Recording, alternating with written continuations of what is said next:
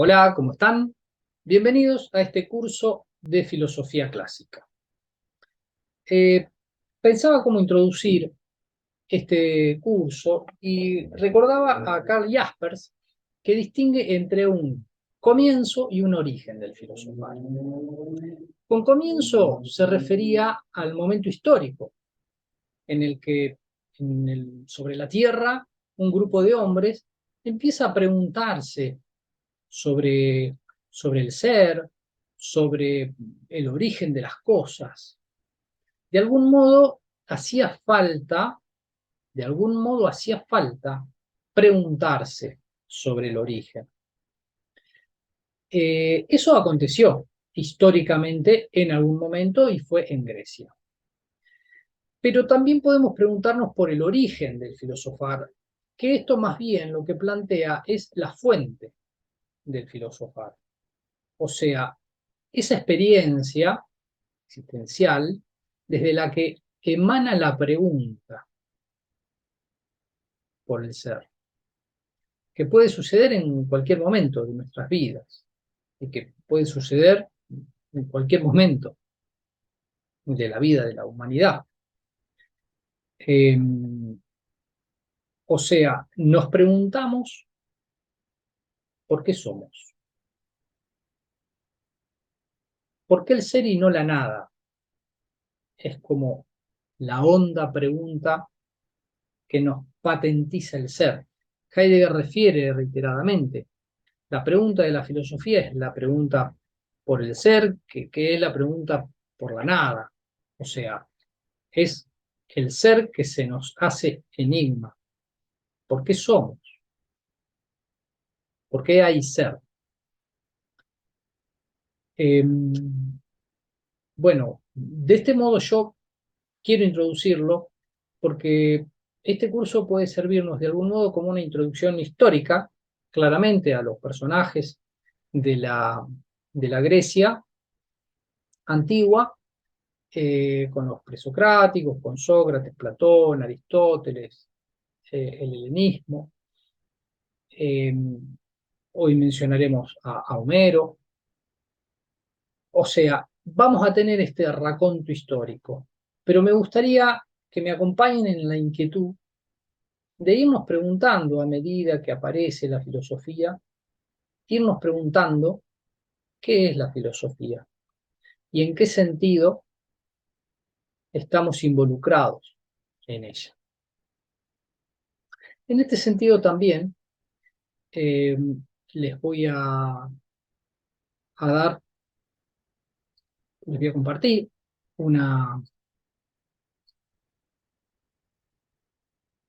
una idea de Alberto Bernabé, eh, filólogo clásico, que nos hace pensar sobre lo clásico. Y yo pensaba sobre Homero, claramente,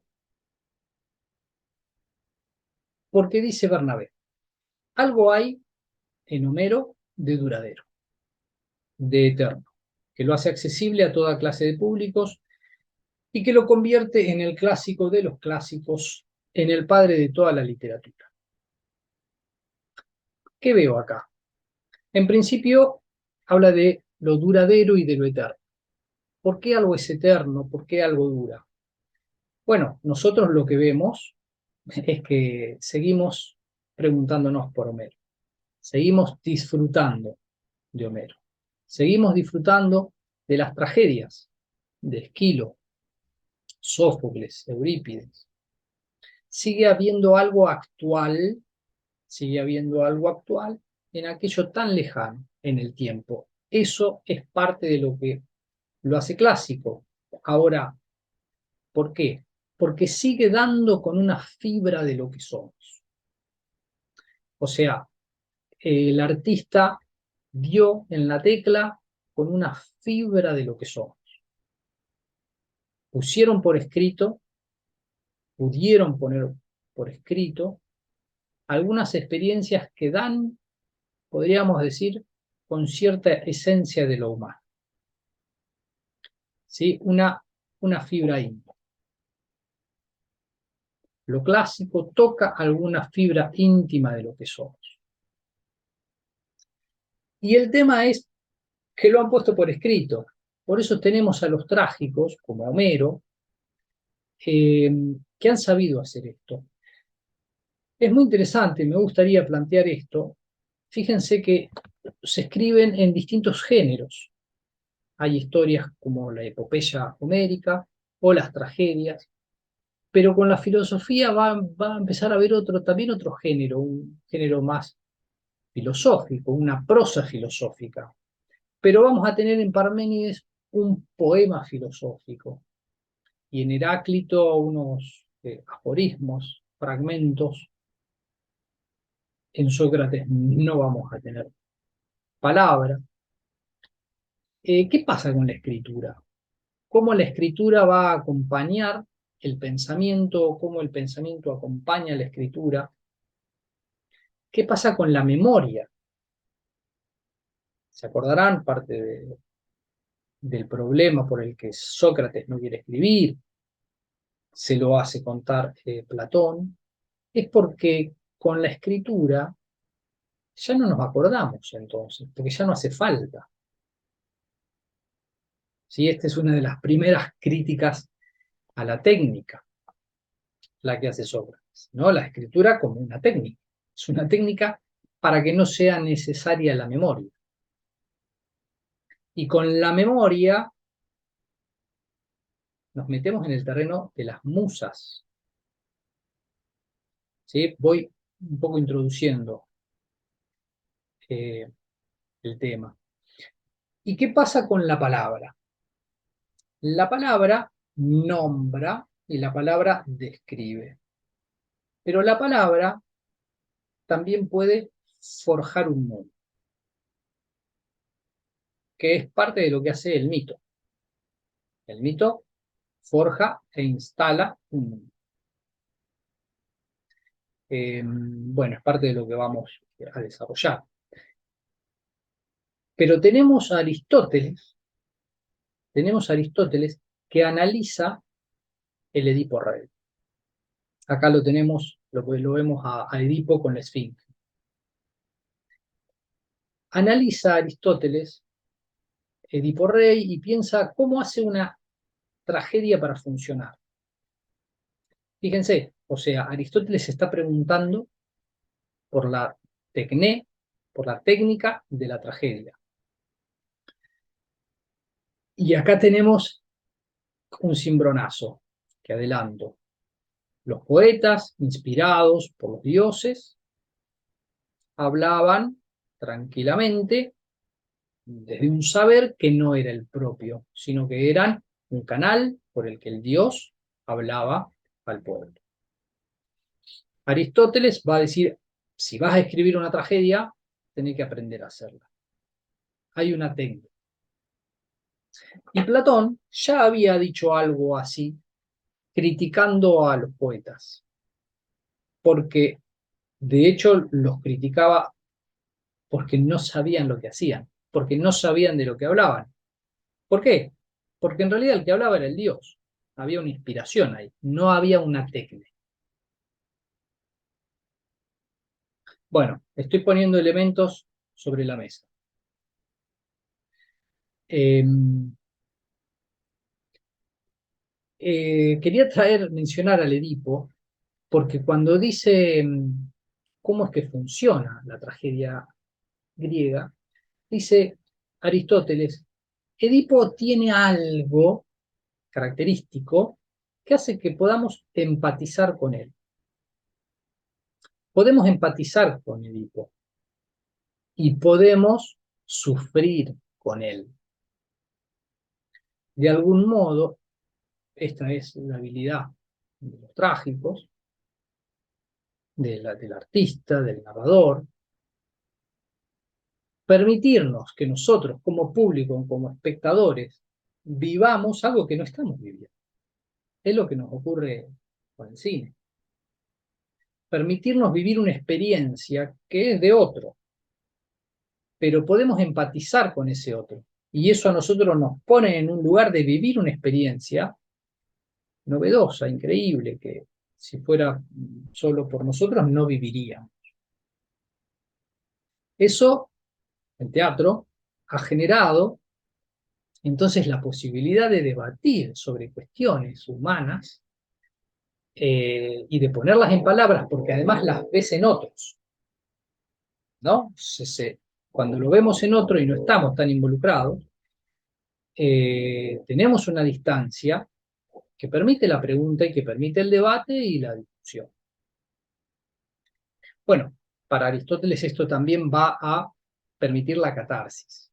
La catarsis, la purificación de las pasiones, que permitirá al pueblo finalmente volver a la polis, habiendo purificado estas pasiones, ¿no? Entonces podemos volvernos a vivir en la comunidad de hombres, ¿sí? Aristóteles, Platón, hombres fundamentalmente políticos, que han pensado la filosofía en función de la política, en función de la felicidad. Pero el hombre no es feliz sino en la polis, el hombre griego no es feliz sino en la polis. Cuestión que ya será distinta con el helenismo, porque bueno, vamos a tener el problema de la destrucción de las polis, del decaimiento. Volviendo a Edipo, ¿qué hay en Edipo que nos hace empatizar con Edipo? Cierta fragilidad ante el destino, ante el desconocimiento. Se cruza con un señor, tiene un altercado, es cierto, es un poco enojón, Edipo, es cierto, pero bueno, son cosas que nos pasan a los hombres. Pero bueno, en este altercado lo mata este hombre, y este hombre era su padre. Bueno, ni que hablar que luego se acuesta con su madre. Pero Edipo no sabe. Esta es la situación en la que estamos como hombres. Esta es parte de la fibra íntima que tocan estos clásicos. La fragilidad ante el destino, la fragilidad para tomar decisiones. Pensemos también en relación a esto que sobre el futuro, la verdad que no sabemos nada, digamos, a ciencia cierta no sabemos. Y sobre el pasado, aceptamos cosas, no aceptamos otras y construimos otras. O sea, el pasado está en ebullición. Bueno, y del presente ni hablar. O sea, el presente es un debate permanente. O sea, la situación, quiero un poco graficar, ¿no? La situación del hombre en el mundo. El mito nos da la absoluta tranquilidad de lo que es. Los griegos, al poner en cuestión todas estas seguridades, eh, inventaron algo, inventaron algo. Y hacia ahí es donde vamos. Dice Aristóteles, todos los hombres por naturaleza desean conocer. Todos los hombres por naturaleza, naturalmente, en su esencia, desean conocer. ¿Será natural? Hoy en día todo es debatible, si es natural o no. ¿Será natural este preguntarse filosófico o este deseo de conocer? ¿No será un invento griego? De alguna manera, eh, algunos dicen que sí. Hay un texto de Néstor Cordero que se llama La invención de la filosofía. La invención. Hay otro texto de Giorgio Colli que se llama El nacimiento de la filosofía. Y un clásico de Burnet preguntaba por el milagro griego. Digamos, ideas que intentan dar lugar a que la filosofía pudo no haber ocurrido. No era algo necesario, no es algo necesario, parecería. ¿Qué lo hace necesario? ¿O qué lo hizo aparecer? Bueno, por eso nos meteremos con los griegos. ¿Será cierto? Le pregunto a Aristóteles, ¿será cierto que todos deseamos conocer, que el hombre desea conocer? Decíamos que lo clásico toca alguna fibra íntima de lo que somos, pero lo que ¿somos algo de una vez y para siempre? ¿Está cerrado eso que somos? Más allá de esta cuestión, por la esencia, sí podemos reconocer que Aquiles y Ulises siguen susurrando en nuestros sueños porque sus historias nos siguen hablando a nosotros, porque la batalla y porque el honor y luego Odiseo, que no vuelve a su casa, que tarda en llegar. ¿Por qué tarda en llegar? Es genial. ¿Por qué nos demoramos? ¿Por qué nos demoramos? ¿Será que no tenemos que ir a ningún lado?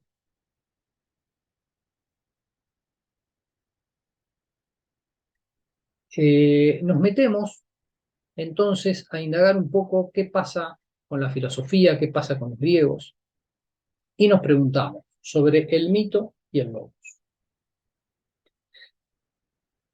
¿Es un debate sobre la irracionalidad contra la racionalidad? ¿Ese es el debate entre mitos y logos? Bueno, acá tenemos toda una pregunta. Si lo entendemos como irracionalidad y como racionalidad, habría un pasaje entre uno y otro. Y ahí vendría la filosofía. Esta es una lectura conocida del origen de la filosofía. Bueno, no vamos a estar de acuerdo, pero veamos. Mitos y logos son cuasi sinónimos, indican palabra y palabra, relato,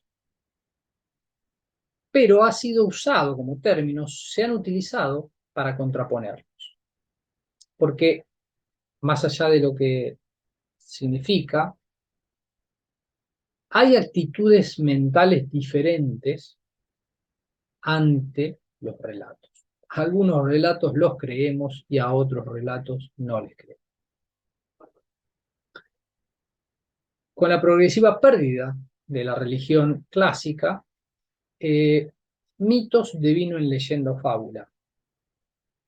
O sea, las fábulas que se contaban de los dioses, o los relatos que se contaban de los dioses, empezaron a perder credibilidad, empezaron a ser cuestionados. Y mitos, el término mito, terminó siendo como desvalorizado en razón de desvalorizar esos relatos. Píndaro ya lo trataba como ficción y Tucídides mencionan el tema de la memoria y del oscurecimiento por el tiempo. Se oscurece la memoria con el tiempo. Recuerden lo que les decía al inicio con el tema de las musas y la memoria. Tucídides, Píndaro, Píndaro que trabaja con la poesía, que trabaja con la tradición oral, dice, pero ¿cómo puede ser que se acuerden tanto de los inicios? No, pone en duda la memoria, aunque él trabaja con eso. Y lo presentan como una forma de no verdad. ¿Sí? Lo presentan como una forma de no verdad.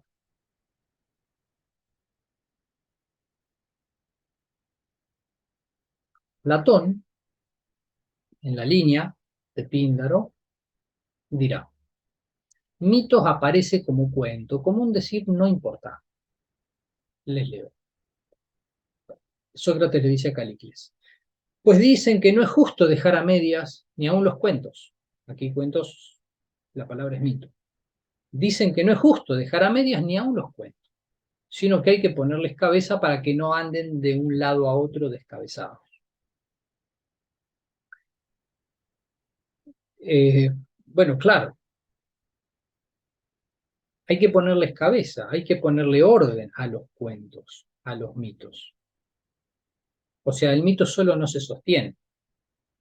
Son decires no importantes, no alcanza, se desgranan. Hace falta poner cabeza. Mitos aparece como cuento de vieja. Sócrates le dice a Calicles, quizás esto te parece un mito, a modo de cuento de vieja y lo desprecias. Bueno, claramente acá Platón lo está tratando de la peor manera. En Filebo, un logos contradictorio se degrada en mitos. ¿Qué quiere decir? Estaban debatiendo y Sócrates le dice, bueno, aunque luego la discusión se nos perdiese y fuese a pique como un cuento. Porque lo está invitando a debatir y dice, bueno, debatamos, aunque luego la discusión se pierda y se vaya a pique como un cuento, como un mito. O sea, con el mito no se puede debatir, con el mito no vamos a ningún lado. En cualquier discusión, cuando se pierde el hilo de la conversación, ya estamos hablando de cualquier cosa. Y entramos en cuentos. Estos cuentos deben ser rigurosamente depurados para que no resulten perjudiciales en la educación de los niños. Bueno, acá ya Platón se está metiendo en la República con la paideia, con la educación. Y hay que supervisar a los forjadores de mitos. Está de acuerdo con que los niños deben escuchar mitos porque es parte de su educación. Pero ¿cuáles van a ser los mitos? Bueno, debemos supervisar a los forjadores de mitos. Acá es un censor, está censurando ciertos mitos. Debemos admitir cuando están bien hechos y rechazarlos en caso contrario. Acá va a ser más claro.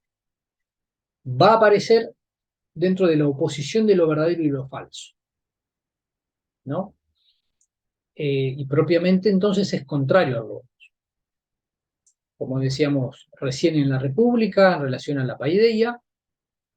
Sócrates dice hay que educar a los hombres, eduquemos, pero ojo, porque hay dos clases de discurso, uno verdadero y otro falso.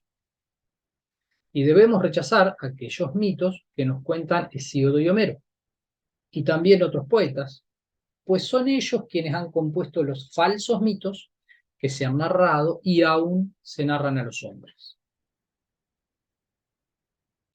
Bueno, está poniendo blanco sobre negro la cuestión, ¿no? Hay un discurso verdadero y otro falso. Y hay falsos mitos. ¿Por qué critica así el mito? ¿Por qué está tan claro que eso está mal? Dice por aquí, la falsedad del mito, a la que refiere Platón, por ejemplo, aparece cuando lo queremos asimilar a nuestro modo de dar cuenta del mundo y lo tomamos como una explicación. Así, necesariamente resulta o falsedad o alegoría. Puede ser una explicación. Pero sería esencial entender que el mito no es respuesta. No es respuesta a nada, pues no habría pregunta previa. O sea, el mito no es la explicación que se forja un hombre ante un mundo en el cual se encuentra sin entenderlo, sino la instalación misma y siempre previa en el mundo. Pensarlo como explicación responde a una proyección de la mentalidad lógica. Aristóteles, que lo ve como respuesta al asombro y como filosofía larvada, entiende ya tampoco al mito como el positivista que lo ve como ciencia primitiva. Bueno, acá nos metemos en un posicionamiento. El positivismo entiende que el mundo está cerrado. El positivismo entiende que el mundo ya no tiene otras posibilidades, que lo que hay que hacer es describirlo porque es lo que es. En ese sentido necesitamos un lenguaje lo más claro posible. Y se han inventado, la lógica ha inventado lenguajes que eviten la ambigüedad y la vaguedad, para justamente no entrar en confusiones, ni uno con uno mismo, ni con otros. El positivismo plantea eso. Yo acuerdo con esta lectura que ve que el mito eh, instaura mundo, que el mito crea. Acá lo vemos mejor. El mito no es respuesta a una pregunta previa, sino que el mito revela el mundo, lo instaura una verdad. Es palabra, es palabra eficaz porque es palabra que produce, que crea. Es poesía. Poiesis es producir. El mito es poesía en el sentido originario. Lo que está en juego es la revelación y recreación de un mundo. O sea, estamos en un mundo, pero lo recreamos. ¿Qué quiere decir? Lo volvemos a crear. ¿Cómo lo volvemos a crear? Con las historias que nos narramos. Las historias que nos narramos vuelven a crear el mundo y lo revelan tal como estas historias lo muestran. Por eso tenemos que estar atentos a lo que se dice, a las historias que nos contamos, porque esas historias que nos contamos son las que construyen el mundo que tenemos. Pensemos en las fake news, ¿no? Todas esas sombras, diría Platón, todos esos simulacros. Pero bueno, son relatos que con los medios de comunicación que tenemos, con las redes y con cómo se utilizan, se difunden y generan sentido y eso eh, pulula por todos lados. Y eso se instala. Y de hecho instala un sentido común, que bueno, es la lucha por el sentido común, la que hoy día estamos atravesando. Por eso pregunto si eh, aquella descubrimiento de Aristóteles, cuando dijo que todos deseamos conocer, hoy podríamos decir lo mismo. Hoy que tenemos tanto discurso viralizado, ¿hace falta preguntarnos por el ser? Hoy cuando el TikTok y, no sé, ya todas las redes tienen algo parecido al TikTok, donde te tiran una tras otra propuestas plenas de sentido. Porque además el algoritmo, el famoso algoritmo, te tira algo que tiene que ver con lo anterior. Entonces permite una hilación de sentido. Y entonces no hay fisura.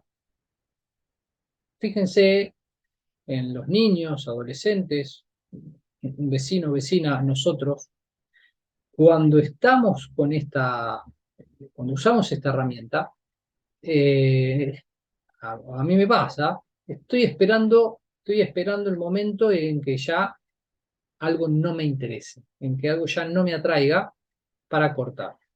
Es una experiencia, es una experiencia interesante.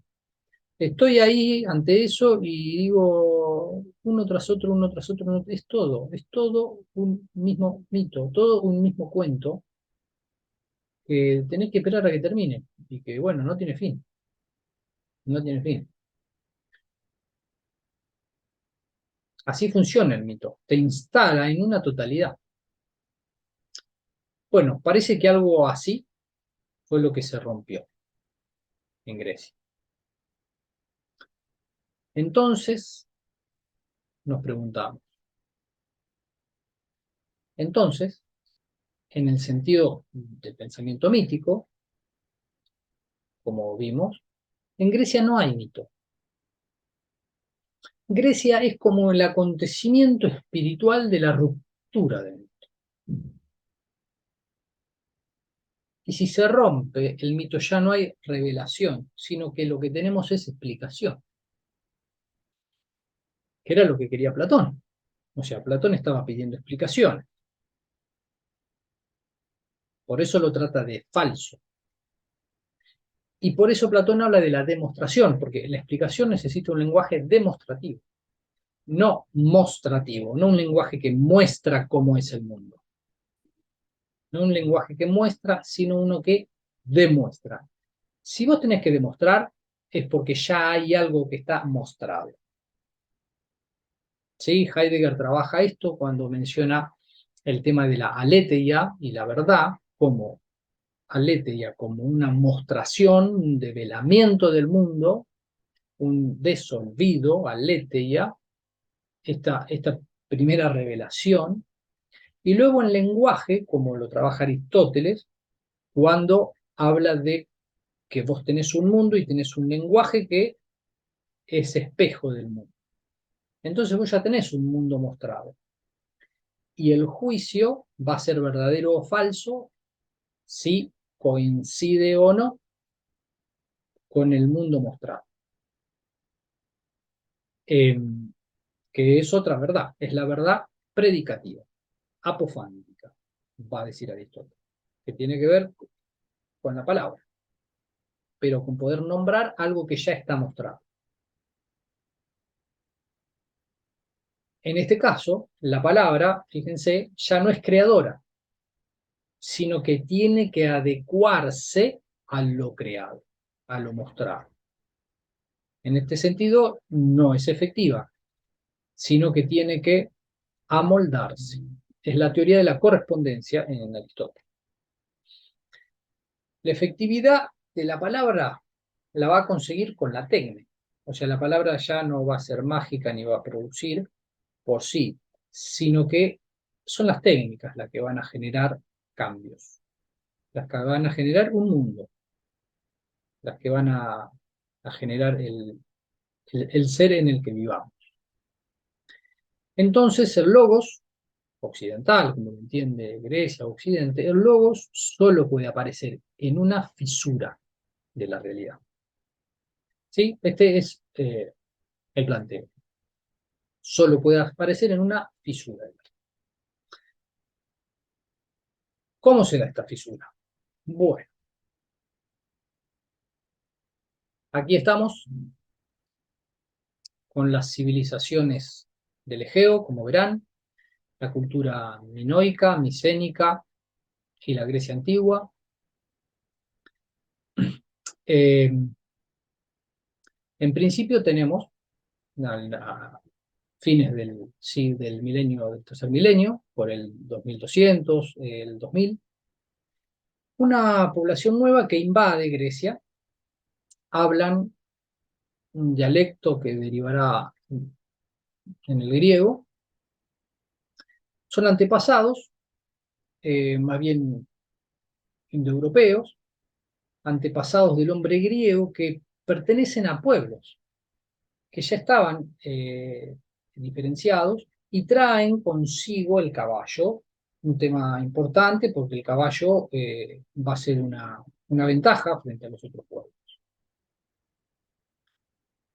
Eh, voy a salir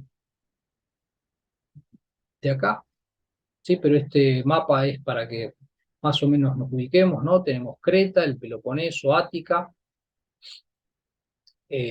fíjense, Grecia antigua incluye lo que sería la Magna Grecia y Asia Menor, que eso fue fruto de la enorme expansión de los griegos, que fue un elemento, la verdad que el surgimiento de la filosofía, eh, Bernard en sus estudios sobre la filosofía critica a Burnet que habla del milagro griego, porque analiza condiciones históricos, culturales, sociales, económicas, y bueno, hay un cruce de elementos que es fascinante.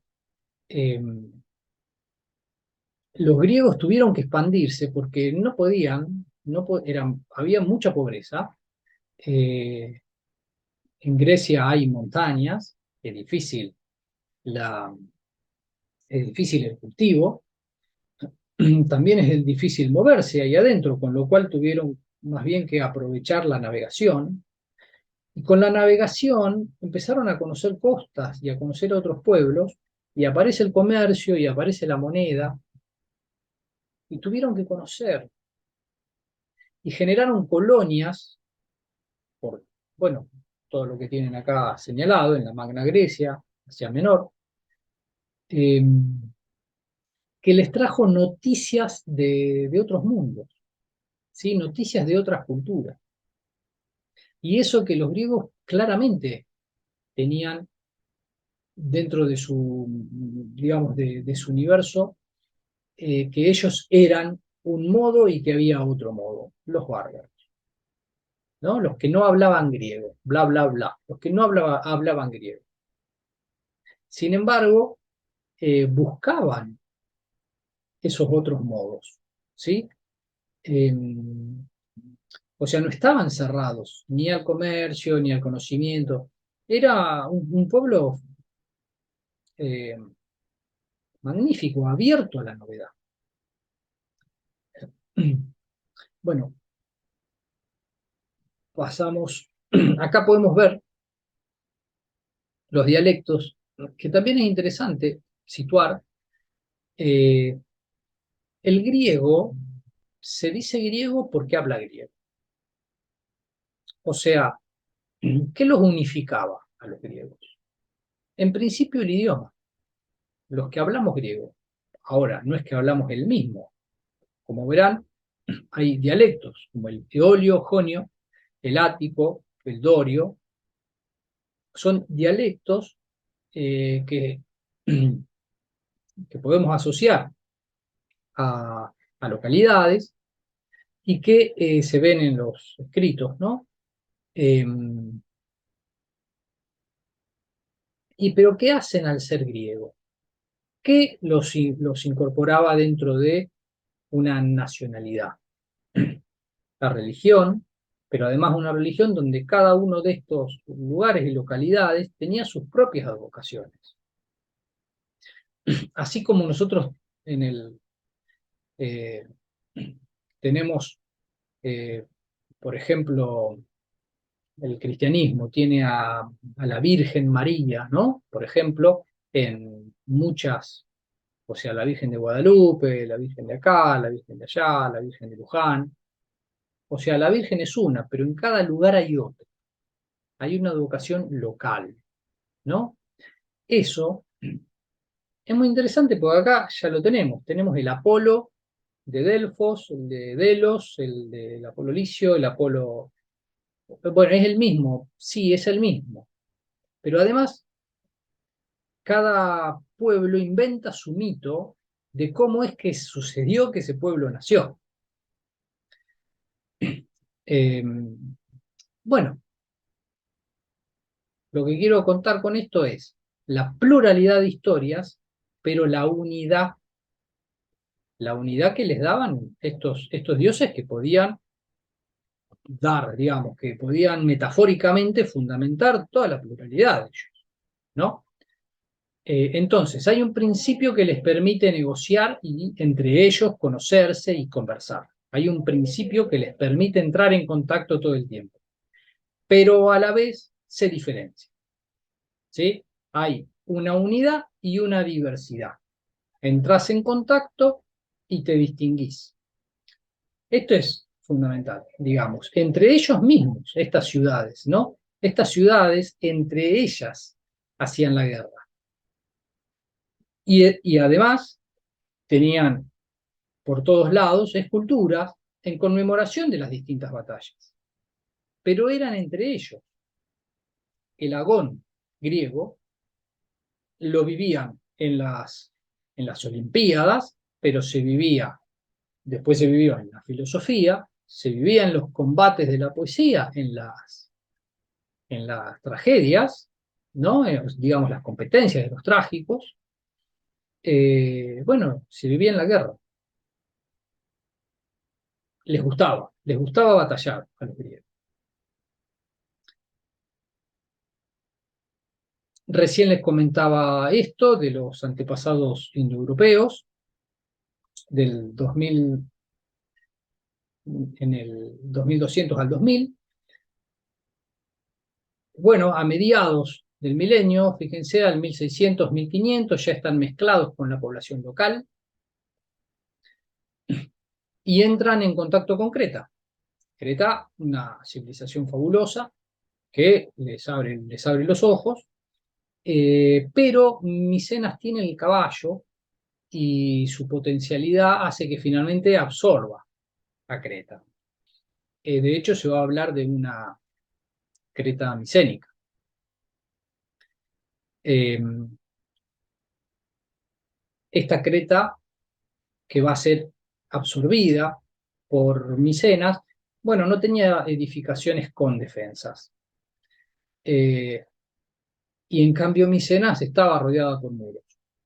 Bueno, o sea, había distintos modos de plantear en realidad de plantarse frente a otros pueblos. Micenas finalmente conquista Creta. Y hay algo muy importante que tiene que ver con la idea del rey. En Micenas el rey era casi tenía todo el poder. Fíjense, función política, religiosa, militar, administrativa y económica. Por otro lado estaban también en los reyes orientales con toda también con su absolutez. Eh,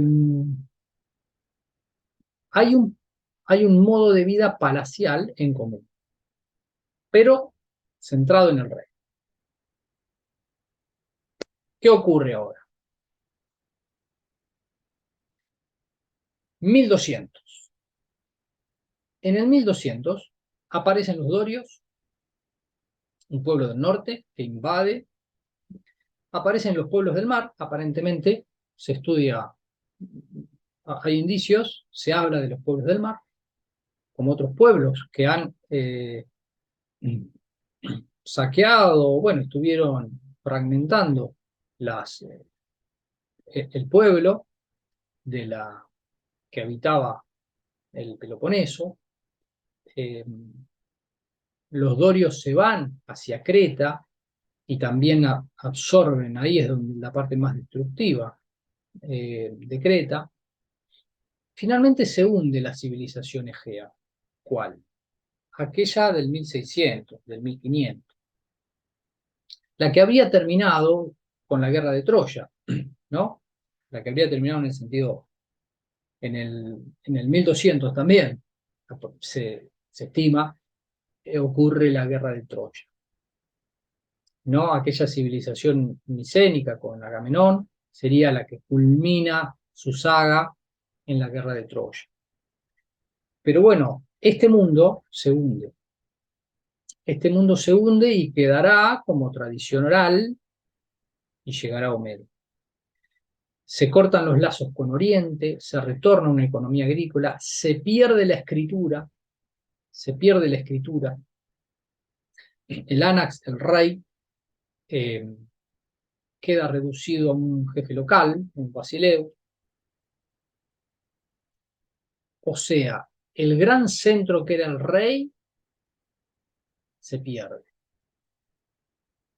Esto nos da lugar a una nueva posibilidad. Recién les mencionaba el antagonismo permanente que hay entre los pueblos. ¿Por qué ese antagonismo?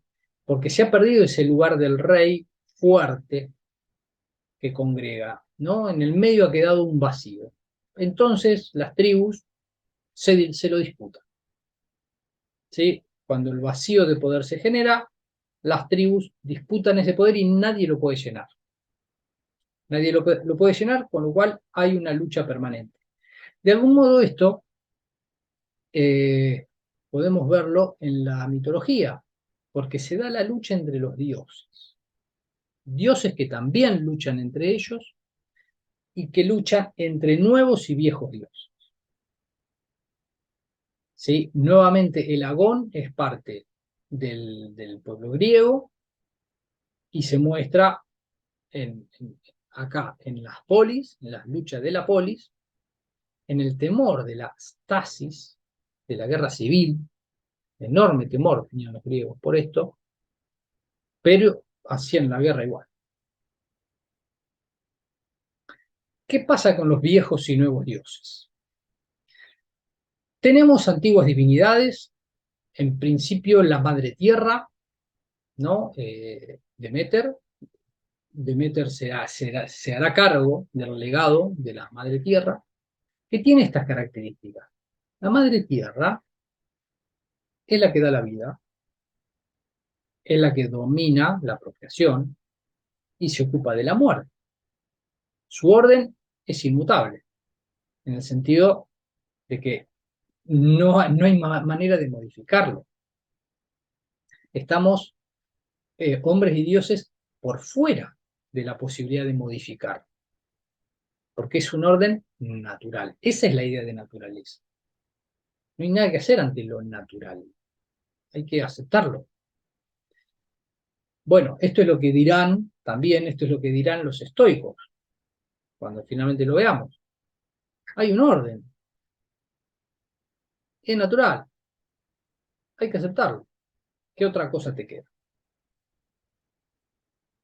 Eh, Hay muchas deidades, las Euménides son muchas, pero finalmente hay una, ¿sí? Sería una sola entidad telúrica, femenina, que es distinto a los olímpicos, que con su pluralidad van a permitir otro tipo de juego, de ida y vuelta, ¿sí?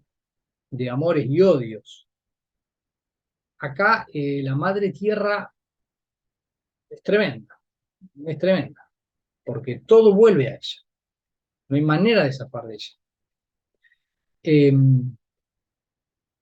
las nuevas divinidades con los olímpicos, ¿no? Crono y Rea, ahora lo vuelvo a mencionar, de Crono y Rea nacen los olímpicos, Deméter, Hera, Hades, Hestia, Poseidón, Zeus. Este Zeus olímpico, los olímpicos que le ganan la lucha a las entidades telúricas, de todas maneras no logran destruirlas de la faz de la tierra, o sí, de la faz de la tierra, pero quedan hundidas y los misterios eleusinos de Eleusis son una muestra de que Demeter sigue haciéndose cargo de esa historia arcaica de la madre tierra. Entonces, en principio tenemos la madre tierra que se hace cargo de la vida y de la muerte. No podemos salir de ese ciclo. ¿A qué nos referimos con esto? Lo vamos a ver en un rato más. Los dioses que vinieron con los dorios, podríamos decir, digamos, con estas nuevas tribus, aparecen los olímpicos que disputan con la religión local. Lo relata Hesíodo. Hesíodo, posterior a Homero, siglo 8-7, que nace en Ascra, Beocia, se encuentra con las musas del Olimpo y le dicen algo fantástico. Fantástico para nosotros que estamos indagando en de dónde viene la filosofía. Le dicen las musas: rústicos pastores, hombres sin dignidad alguna, vientres tan solo. Nosotras somos las que sabemos contar muchas mentiras que parecen verdades, pero también, cuando así lo deseamos, sabemos proclamar la verdad.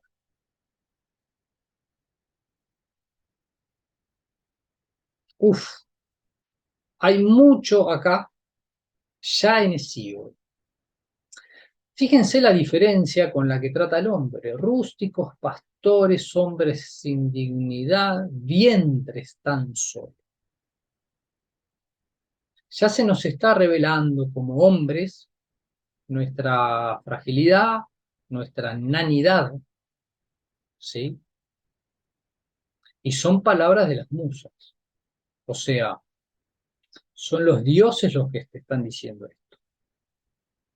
Digamos que no sos nada. A la vez, las musas dicen que pueden decir mentiras, que parecen verdades. Es increíble.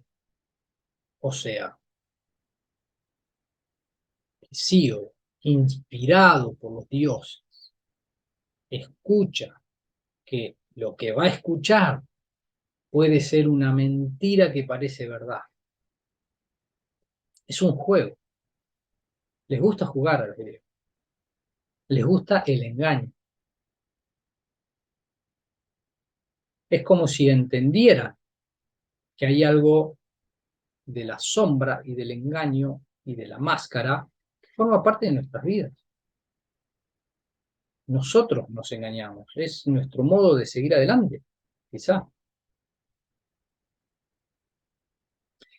De Hesíodo podemos mencionar ahora la teogonía y los trabajos y los días. De la teogonía, recién habíamos mencionado de dónde venían los olímpicos, esto lo relata Hesíodo en la teogonía, escribe la genealogía de los dioses griegos, Caos, Gea, Urano, y después los titanes, los olímpicos. Hesíodo ubica a Eros como uno de los seres primordiales, nacido del caos. Esto es como un principio de racionalización, lo menciona el mismo Aristóteles. Dentro de la genealogía, en general Eros estaba asociado a otro nacimiento, con Afrodita, y acá Hesíodo lo sitúa en el origen. ¿Por qué? Y Aristóteles dice, bueno, es que el eros, que es el amor, es el que puede unir. Y si necesitamos que un Dios aparezca por procreación, necesitamos que haya amor. O sea, eros tenía que existir. Esto es como un principio de racionalización que tiene que ver con que ya lo que escribe Hesíodo, esto en relación a la hipótesis que decía de Porati, de que no hay mito, el mito no necesita ninguna racionalización de este tipo. O sea, el mito crea y punto. Si vos tenés que estar explicando por qué apareció Zeus, o por qué apareció Apolo, o por qué apareció eh, Dioniso, si tenés que estar explicándolo, bueno, ya hay un principio de racionalización, ya hay una pregunta que te dice, pero ¿de dónde sale todo esto? Bueno, Hesíodo estaba buscándole ya una articulación lógica, ¿no? Eh, voy, voy a esta diapositiva, ya que mencioné la teogonía. El texto es bello de Hesíodo. Hesíodo dice, ante todo existió el caos. El caos no es un desorden, el caos es más bien una apertura. La apertura que se hace necesaria para que algo sea. La apertura que se hace necesaria para que algo sea. Es como la hoja en blanco, digamos. Tiene que aparecer un vacío. Y después Gea, ahí aparecerá. Gea, la tierra, de amplio pecho, morada perenne y segura de los seres vivientes. Y Eros, el más bello de los dioses inmortales. Acá ya está la asociación entre el amor y la belleza, entre Eros y lo bello, como vivencia de los griegos, y esto después Platón lo va a hacer parte matriz de su filosofía. Los dioses olímpicos, acá en otro esquema, tenemos Gea y Urano, de Gea sale Urano, y entre ellos dan a Crono y Rea, que son titanes. Titánides. Entre Crono y Rea, que son hermanos, se unen y de ellos salen Hestia, Poseidón, Demeter, Hades, Metis, Hera, que son Zeus, que son los olímpicos. Estos son los primeros 6 olímpicos, luego van a ir apareciendo los otros.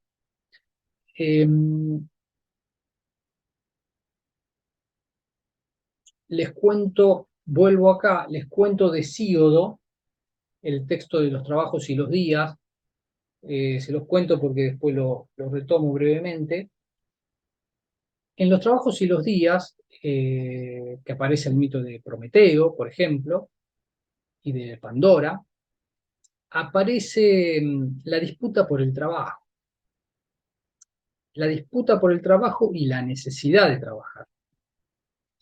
Se pelea con su hermano, Hesíodo, o su hermano se pelea con él, por la herencia paterna.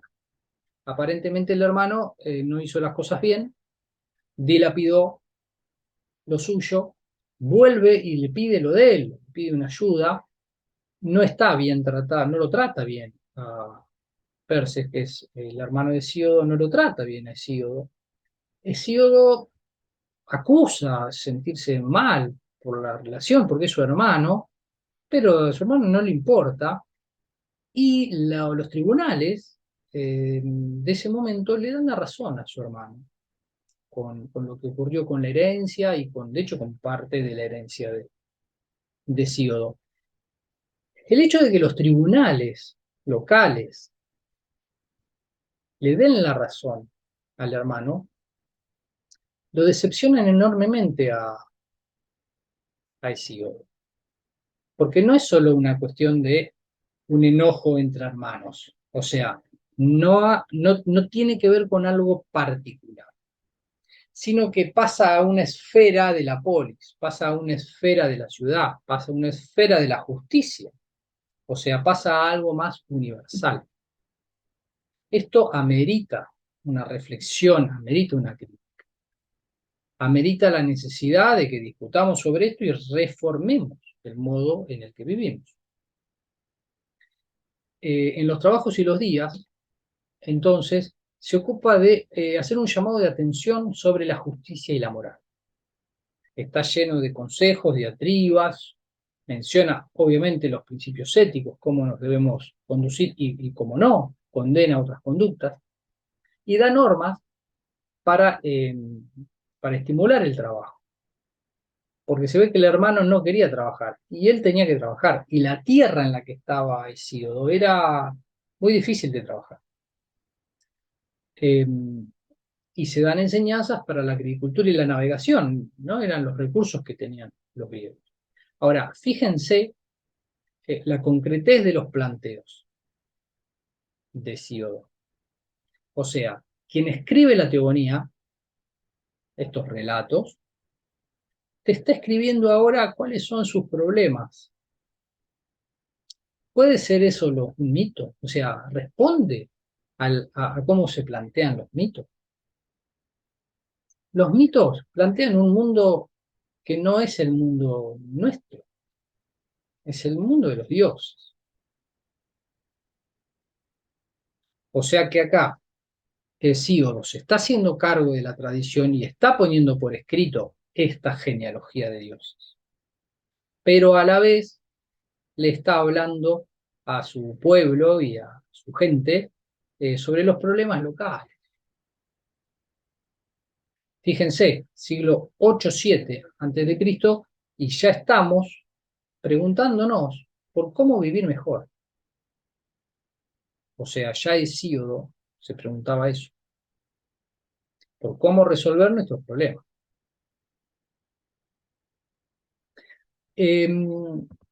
Dentro de los dioses tenemos a Deméter, que es importante recuperarla para ver el tema de la fractura del mito. Deméter será la diosa de la agricultura, la diosa madre, absorberá las características de las deidades telúricas. preponderantemente femenina, los olímpicos serían más bien masculinos, se ocupa de un gran orden. Las leyes de Demeter son inviolables. Digamos, no se puede escapar. No se puede escapar del orden de la naturaleza. No se puede escapar del orden de la naturaleza. Lo que vamos a tratar de hacer, la ciencia finalmente, es conocerlo. Y la técnica moderna tiene la ilusión, bueno, y lo va logrando, de dominarlo. ¿Sí? Logra dominio con los costos que debe pagar. ¿Por qué? Porque hay un orden. La madre tierra se impone. En el centro está la tierra misma como diosa primordial, de su seno brota la vida, toda abundancia, y a ella vuelve. O sea, la vida brota, pero vuelve a ella. Nacimiento y muerte, círculo sagrado. Eso es Demeter y esa es la madre tierra, el círculo sagrado. Y hacia ahí es a donde va la idea del mito. El mito cierra el círculo y no hay posibilidad de otra cosa. Cierra el círculo y no hay posibilidad de otra cosa. Y eso ocurre con la deidad telúrica. Incluso los muertos le pertenecen a la tierra. O sea, vos te morís, pero digamos, no tenés conciencia de tu muerte. No hay conciencia de la muerte porque vos volvés a la totalidad. O sea, en estas religiones de la tierra no habría conciencia de una particularidad humana separada de la divina, sino que estamos absorbidos por la divinidad. Salimos y volvemos a ella. Como acá vemos, la muerte no aparece como diferencia entre hombres y dioses. Y, y el muerto está en la tierra, por eso se entierran a los muertos, porque vuelven a la tierra madre. Las moiras persiguen tanto a dioses como a hombres. Esto es otra característica, ni siquiera los dioses pueden correrse de la fatalidad, del orden que implanta la naturaleza. Ni siquiera los dioses, porque las moiras los persiguen.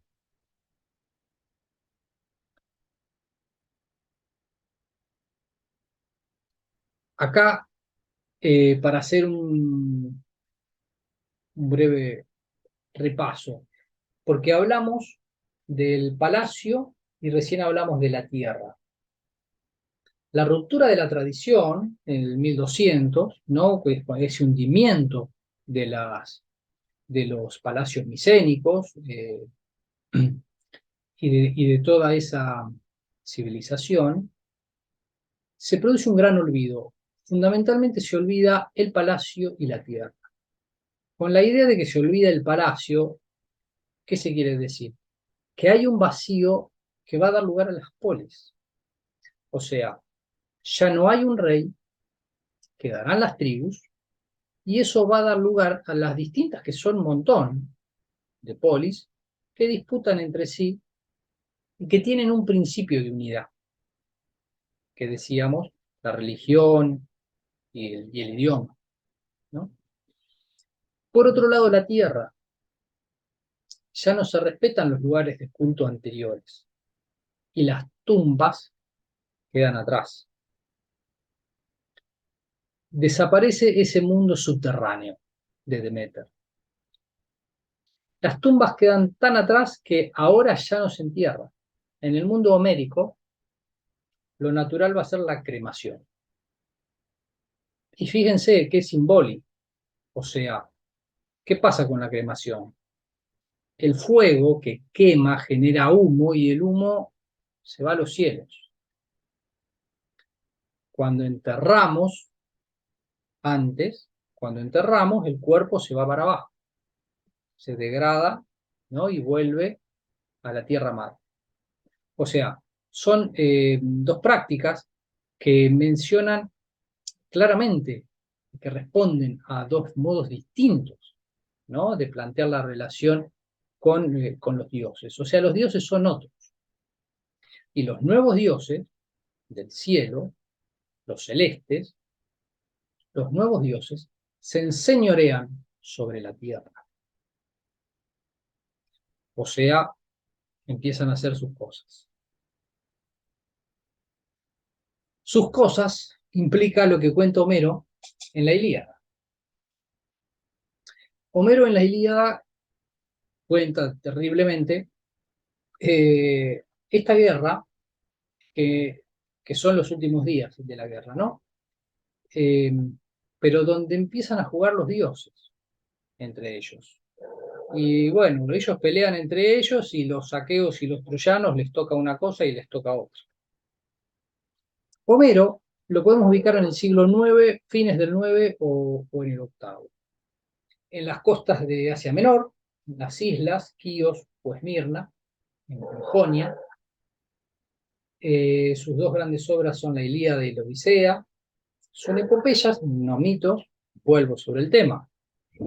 Son epopeyas, no son textos sagrados, o sea, van a ser cuestionados. La misma musa que le habló a Hesíodo le dijo, yo puedo decir mentiras. ¿A quién le habla Homero? A un público aristocrático y culto. La lengua en la que está escrita es una lengua artificial, que es interesante también porque da cuenta de, de que la tradición oral fue conservando en su memoria eh, dichos, palabras, descripciones, objetos que ya no existían. O sea, Homero no los estaba viendo, pero él podía relatarlo gracias a la tradición oral. Con lo cual estamos hablando de una gran tradición donde evidentemente él fue un genio, pero hubo una gran tradición que hacía que esto durante siglos pudiera mantener relatos de tanta diversificación, ¿no? Eh, y con una práctica profesional admirable. Eh, Recordemos que no hay escritura.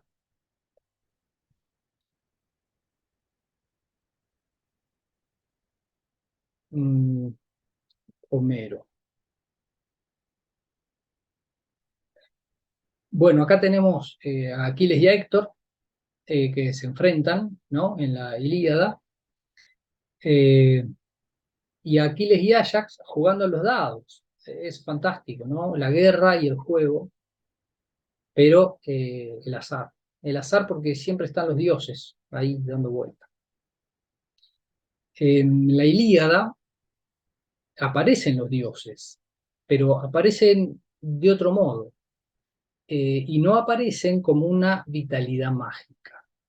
¿Sí? Aparecen con el engaño, aparecen metamorfoseándose, aparecen bueno, transformados en animales, en otras cosas, ¿no? Bueno, Héctor y Aquiles, dos destinos trágicos. Ahí vamos. ¿De qué trata la Ilíada? La Ilíada narra los últimos días de la guerra de Troya.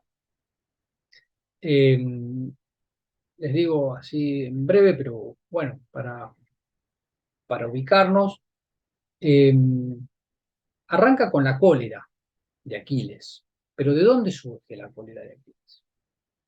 Había una peste sobre los aqueos y los aqueos estaban perdidos. Van al oráculo porque el oráculo, como no sabemos qué es lo que pasa, vamos a preguntarle al oráculo, y este es uno de los temas, vamos a preguntarle al oráculo, y el oráculo dice que hay que devolver a Criseid. ¿Qué había pasado? Agamenón eh, tenía una esclava, Criseida, parte del botín de guerra, pero bueno, Criseida, hija de Crises, sacerdote de Apolo. ¿Qué pasó? Crises le pidió a Apolo que por favor le devuelvan a su hija. Y Apolo, que maneja, es el dios de la salud también, de la medicina, eh, puede mandar pestes. Así como te puede curar, te puede mandar una peste. Bueno, Apolo manda una peste al campamento aqueo, los está diezmando y ellos necesitan ganar la guerra, van al oráculo y el oráculo les dice devuelvan a Criseida.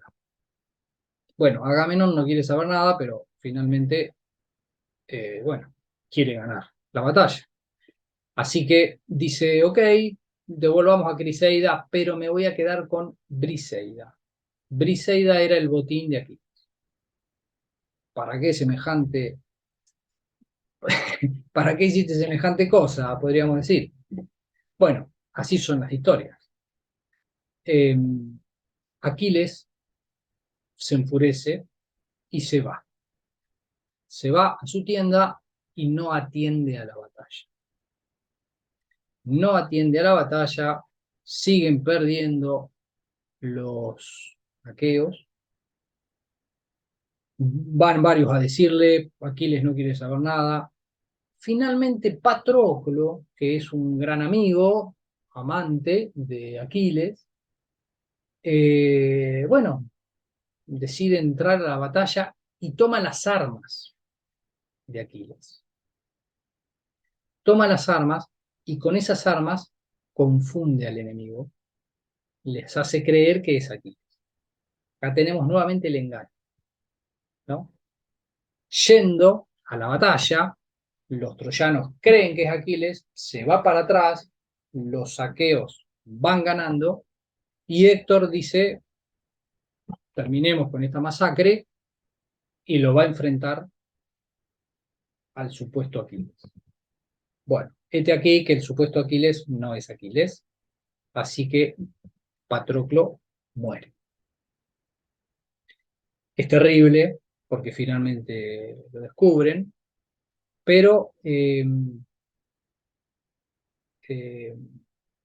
como es Héctor, toma las armas y se viste con las armas de Héctor. ¿Sí? Acá estamos otra vez con la figuración, con la metáfora, con el engaño. Pero murió el amigo de Aquiles. Aquiles vuelve a la batalla, enseguecido. Lo busca denodadamente a Héctor. Lo encuentra, quiere pelear, Héctor da vueltas, finalmente se enfrentan y Aquiles es Aquiles y lo mata. Podría terminar acá, pero Héctor, que había tomado sus armas y que además peleaba por su pueblo, va a ser ultrajado. En su cadáver va a ser ultrajado. Eh, Enseguecido, Aquiles toma, le ata los pies a Héctor, el cadáver, y le da vueltas con su carro, y le da vueltas varios días, eh, bueno, ante los ojos atónicos de los troyanos que no pueden creer lo que está haciendo. Príamo, que es el padre, no puede creer lo que está haciendo Héctor con él. Perdón, Aquiles con Héctor, con el cadáver de su hijo. Eh, Príamo se escabulle, llega al campamento, habla con Aquiles y le ruega que lo devuelva. Aquiles, sorprendido quizá por la valentía de Príamo, lo recibe y llora con él. Tienen ahí un diálogo, imaginen la situación, ¿no? Quien ha matado a su hijo lo recibe, es como que lo entiende, como que se entienden que son víctimas de un orden superior, que no comprenden, que son juguetes del destino.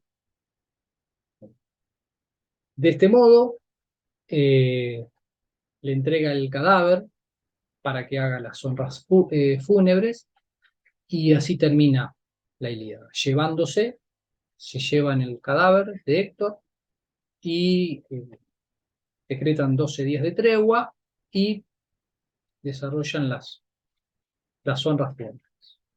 Así termina la Ilíada entre la cólera enseguecida y la magnanimidad de Aquiles.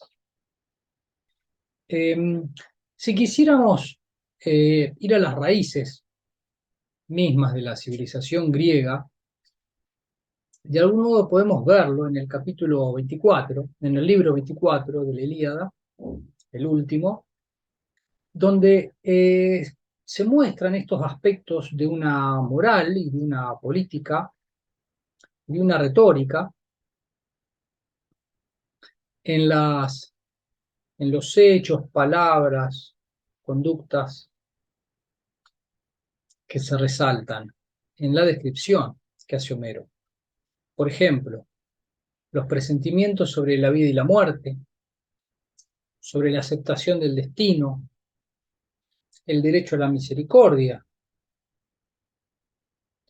las equivocaciones de intención, como le pasa a Héctor. Héctor pelea contra, lo desafía a Patroclo, pero lo confunde con Aquiles. El, el reconocimiento mutuo, la búsqueda de rostros, las búsquedas de miradas, la disputa por el honor, el deshonor, las incertidumbres y cortesías del corazón en relación con los derechos de los muertos, la tregua, hacer una tregua a la guerra,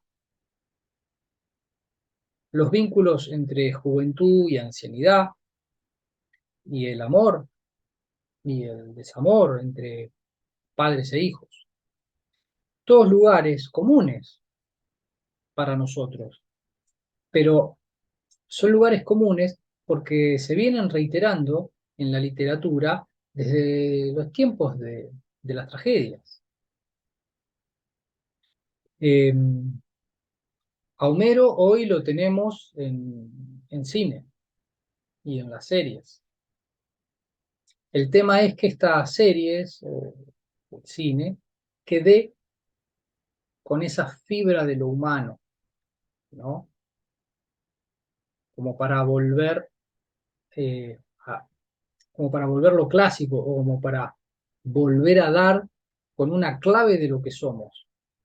Es una indagación, el teatro es una indagación sobre lo que somos, hasta dónde podemos llegar, hasta dónde todas las películas, ¿no? Futuristas, no, bueno, no tienen por qué ser futuristas, pero digamos, todas las películas que plantean escenarios eh, tan imposibles, en realidad es eh, una investigación sobre el ser humano, es una exploración sobre lo que somos y podemos ser.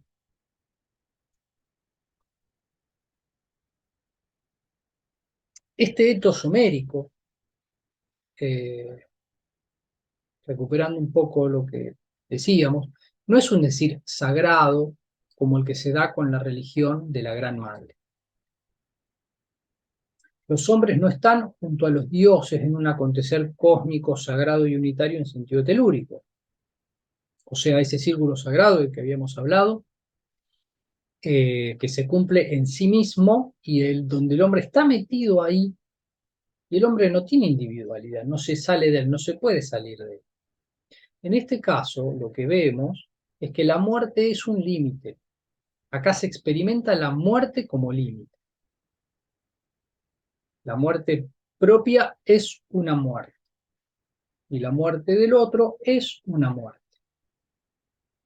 Y no habría consuelo, no hay consuelo.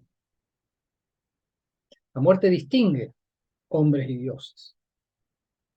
De ahora en más, los dioses serán los inmortales y los hombres serán los mortales. O sea, si nos tienen que definir a nosotros, nos definen como los mortales, así nos definían los dioses. Esos son los mortales, una nada, como le decía la musa a Hesíodo, ¿no? Apenas unos estómagos que hay que llenar. Y así somos ante el destino, ciegos. No sabemos para dónde vamos, no sabemos qué nos va a tocar. Esta es parte de la distinción entre hombres y dioses. Y Aquiles muere, eso también hay que interpretar. Aquiles, un semidios, sin embargo muere.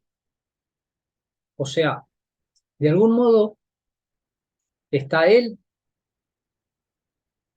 empatizando con el hombre, mostrando que la muerte le puede tocar, que el fin le puede tocar, que la gloria en todo caso será si se acuerdan de él, o sea, si es memoria, ¿no? Interesante, o sea, finalmente es la memoria de Homero, de aquello que se ocupa el Aedo y todos los rapsodas, como para que Aquiles llegue hasta hoy y sea eterno, o sea, un clásico.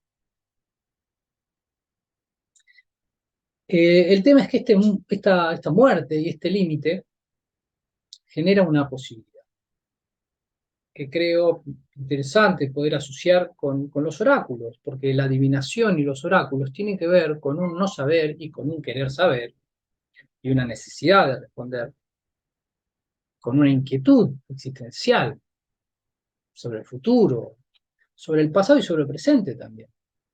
Los oráculos responden. ¿Por qué tenemos peste?